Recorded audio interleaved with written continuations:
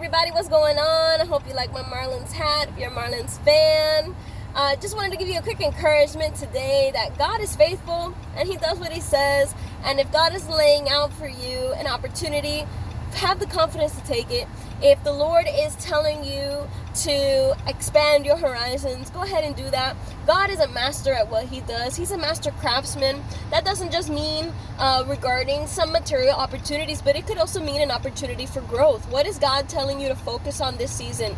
You know, the Bible says that without a vision, that people perish. Another translation says that without a vision, people cast off restraint. That means that if you don't have a vision, you're going to fail. If you don't have a vision or something, a goal set in mind, you're not going to do well. Tú no lo vas a lograr. What does that mean? That means that you're not going to get the goal. You're not going to get to the end. You're not going to win the prize. The Bible says to be intentional about the race that we are running. So I encourage you that if you haven't already, just be like, Lord, what do you want from me? What do you want me to do with this situation? What do you want me to do in my life? What is your plan for me? Let me just tell you something that Myles Munroe has said many times, and if you haven't heard him, I encourage you to do so. Your job is not your work. Your job is not your work. Adam's job was to name the animals, right? But his work, his responsibility, and his purpose was to maintain the garden, was to be fruitful and to be multiplied. What is fruitful? If you're limited and I'm limited, if we think being fruitful just means having a whole bunch of kids, because God forbid, those kids might not turn out to be much, you know what I mean? Like, it's not just about having, it's about succeeding in what you have. It's not about maintaining or being a manager. It's about being a leader in what God has called you to do. You know, unfortunately, we see this a lot where people are called to positions and they're not leaders. They might call them leaders. Their position might say that they're leaders. All they're doing is managing the situation they're in. The situation is maybe 1% better or surviving by the time they start and leave, but they've made no real impact. And God is a God of impact. God is a God of miracles, signs, and wonders. He's a God who likes to make a statement. So your job is not to just be fruitful and multiply by just having children. But if that is your call, that's a worthy purpose. But if that is your call, then those children will be people who fear the Lord. Be fruitful and multiply, meaning be productive.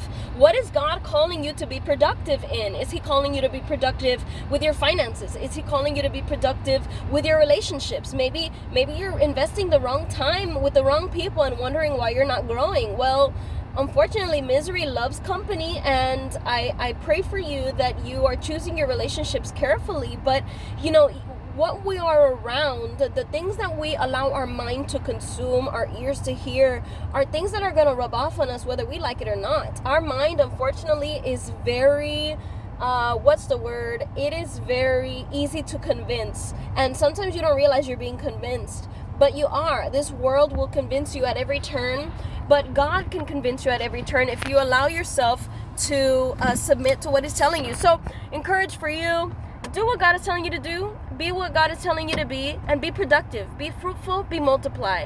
If you're being called to have children and that's the mission field that God has called you to, amazing. That's a blessing. I'm not taking away anything from it. But then be something more than just a parent. Be a parent that teaches your children the fear of the Lord. Be a parent that teaches your children about finances, about taxes. Be a parent that teaches your children to be humble. Because how many people call themselves Christians and they're full of arrogance? And that does the opposite thing than bringing people to Jesus. How many people who have called themselves Christians have led people away from the gospel or from Jesus Christ because they themselves were arrogant or an inaccurate representation of God? So whatever God is calling you to do, be productive. Be hardworking. You know, one more thing I'll share with you, because I do have to get going. You know, I hear this a lot, and it's really sad that a lot of people don't want to buy from Christians when they're selling a product or they're marketing a certain thing because Christians are sloppy in their work. How sad is that? We are supposed to be the best at what we do, but it looks like from the statistics, it looks like from the people, more than one person that I've heard say this, is Christians think that grace applies to giving lousy work. And that is so sad.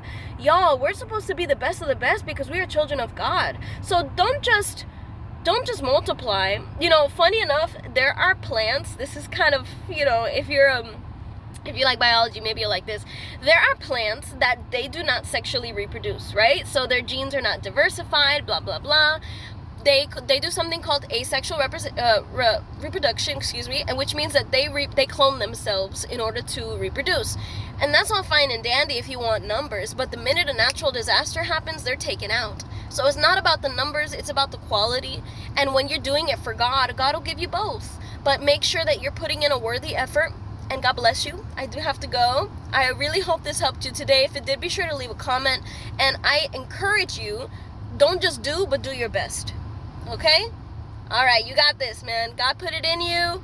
Don't be the one who counts yourself out if God didn't count you out. Bye.